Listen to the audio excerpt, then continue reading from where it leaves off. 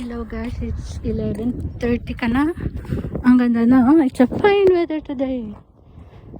Kailangan natin kumuha ng medicines for my maintenance in the cholesterol and high blood pressure. Maintenance na kasi yan. Matagal na ako nag-maintenance since 39 years old pa lang ako.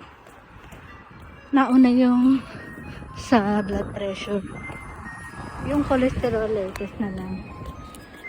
Siyempre, pag mataas ang blood pressure, mataas ang cholesterol.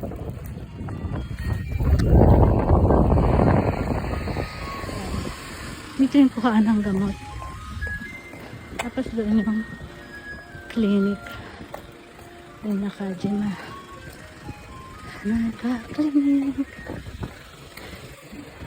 Hanggang sa tanghali, hanggang 12 lang sila. Tapos magbubukas ulit sila nito. So, I'm rushing na para makaabot pa ng oras. Yan. On time naman. Naglaba pa kasi ako.